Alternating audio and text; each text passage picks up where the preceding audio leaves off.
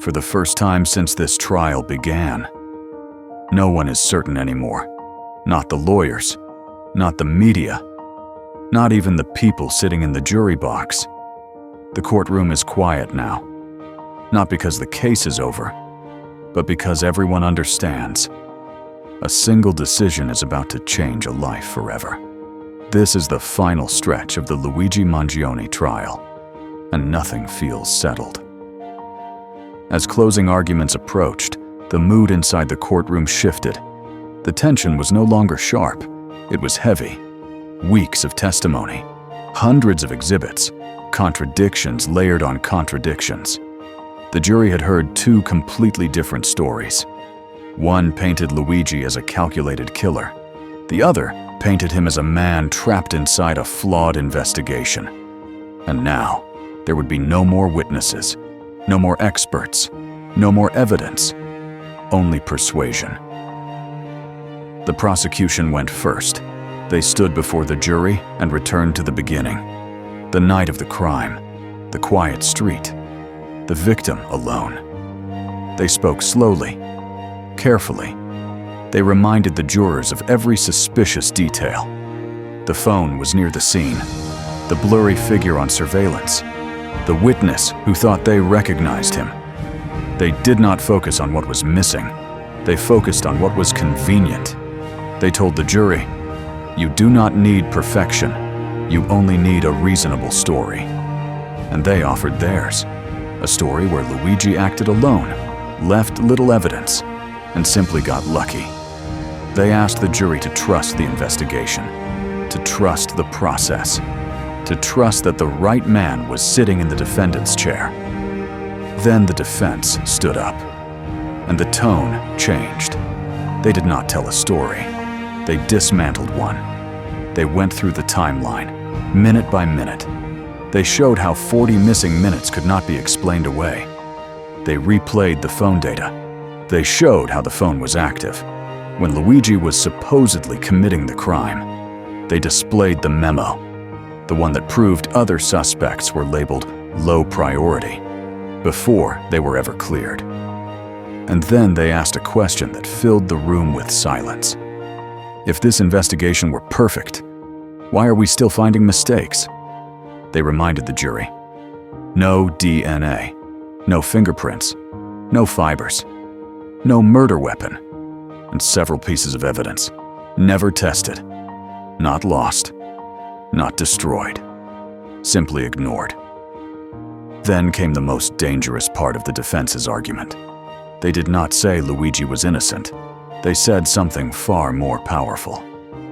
We do not know what happened that night. And in a courtroom, not knowing is everything. When the judge finished instructing the jury, the room stood. The jury filed out.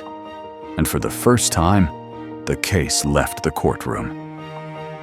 Inside the deliberation room, the pressure began immediately. This was not a short trial. This was not a simple case.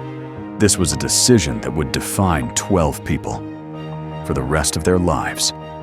At first, the vote was not close.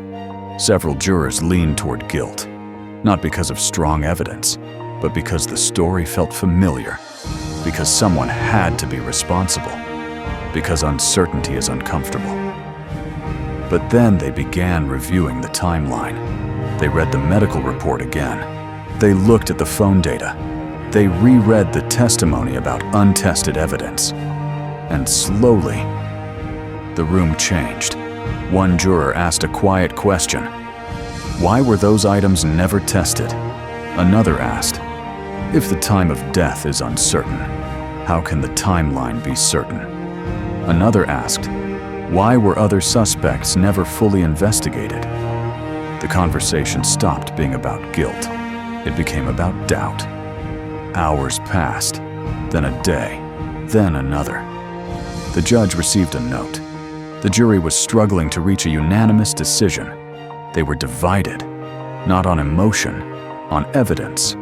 Some jurors believed Luigi might be guilty. Others believed the case was too flawed to justify a conviction. And that division mattered, because in a criminal trial, uncertainty favors only one side. Outside the courthouse, the world waited. News vans lined the street. Reporters whispered into microphones. Families waited in silence. Luigi sat in a holding room, not praying for freedom, praying for fairness. Inside the jury room, one final question dominated the discussion. Are we sure, beyond a reasonable doubt? Not. Do we think he did it? But can we say we are certain? And no matter how many times they reviewed the evidence, certainty never came.